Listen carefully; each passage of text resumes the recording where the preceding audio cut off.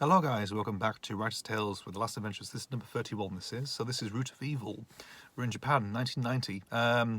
Sort of like a cyberpunk-esque type, sort of Japanese area really, to be honest. Lot of neon lights, lot of very dingy, very sort of like gritty steampunk type feel about it.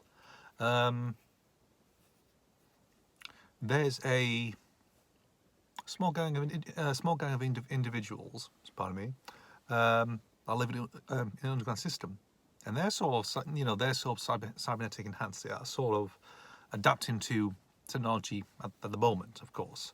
So it includes storing hard drives, small hard drives on the side of their head, just touching bits and pieces. Like some of the faces are sort of partly missing them, places with some metal and computer chips and everything else, and circuit boards. It's quite.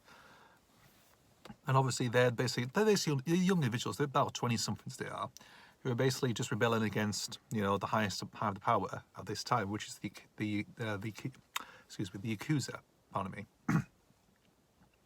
which are undergoing a lot more interesting progression really in terms of the cybernetics. Actually, making like sort of footmen who are basically like human on the outside, like an exoskeleton on the inside, really. So that's what they're really hoping to do, really. They've done a few botched attempts which haven't gone extremely well.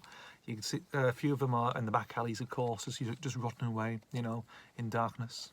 Whereas you have like some new, astounded, more powerful ones, of course, who are a bit more withstanding, waterproof as well. So, and obviously, the synthetic skin that they put on is basically just like, obviously just more resistant. Also it hides away from the electronics, fake eyeballs and everything else. It's probably like, think of like Terminator really, so like that really. But in terms of Terminator, of course, these are more weakened, of course, because they have like this data core or something or in the middle of their chest, and that actually just powers them down really. Of course, if it gets inflicted or wounded with bullets or stuff or anything like that, they just basically go. It's like clean the heart. It's like having a stake in the heart, that type of thing, really. So, protagonists, of course, come along. They sort of get swept up in the whole thing with the Yakuza and the whole underground, dwellers, very much that sort of thing. They get caught by the main sort of what's his name, Hankai is known as the main now boss of the Yakuza, or Yakuza Mark IV, known as really, in some people's assumptions really. So they get caught. They've been snooping around, of course. Some weird going on, a few deaths, of course, gang attacks. So they end up being caught by him. They eventually escape, of course, and obviously come across these underground dwellers who live in the underground system under Japan, or Tokyo actually. So they live under there. Traveling by rail, just going underneath, like the abandoned subway system that's never been used since, I'd probably say since the 80s really, like maybe the start of the 80s when the computer age started really coming to its own really, probably early 80s really. So it's been abandoned for a number of years. So they use that and just get around really, just commute from there without being detected, of course. Obviously they have vital information, of course, which actually is to do with the Yakuza, a bit more like some more blueprints for the sort of what do they call it, the members, of course. One thing is that they tend to do is if they kill an actual member of the Yakuza, they semi-resurrect it back to normal, really. You have the facial likeness to it with the head skin, of course, but not much else. In terms of they're like thin Japanese people in black suits, really. With the face similar to the other one, but it's not them at all, really. But it's all those people, really. The face looks similar, but the body's totally different. Like the fit as a stick, really.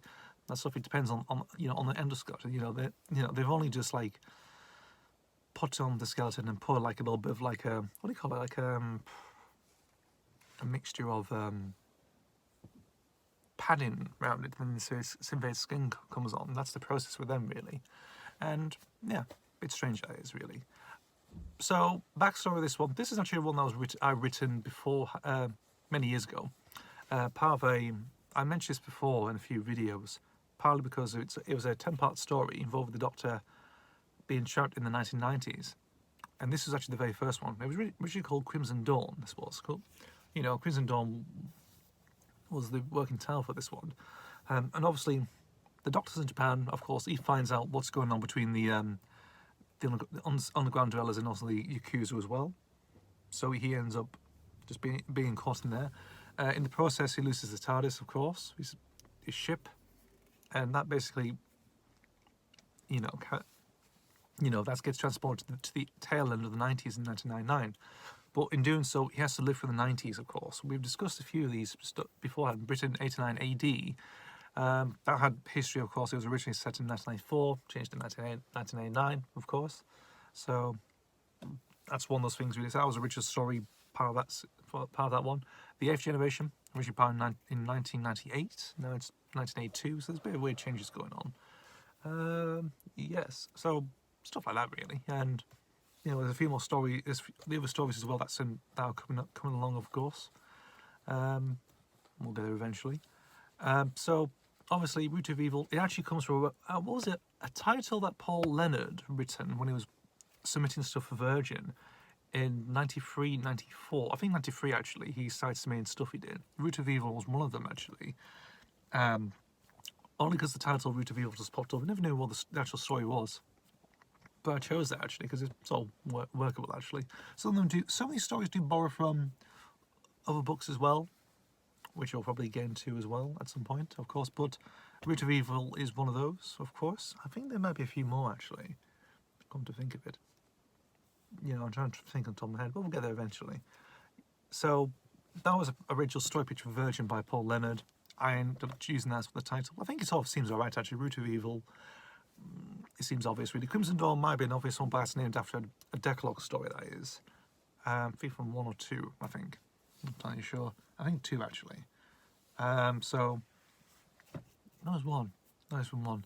So, obviously, that one is there, really. So, that's really about it with this one, of course. You know, so it's cyberpunk, you know, type story. I think Doctor Who's done cyberpunk beforehand, actually, with Cat's Cradle Warhead and Transit as well. Transit more so with the whole cyberpunk aesthetic with it. So, yeah, there we go, really. So it's basically, you know, Japanese cyberpunk, really. This is what it is. So there you go. Nothing else to say about this one. It's just like I had an idea look about with this one. It was part of, you know, fan series with the Doctor, of course. And here it is. So here's one, of course. One has reappeared, of course. Right. Thank you guys for watching. As always, see you for the next video, and goodbye.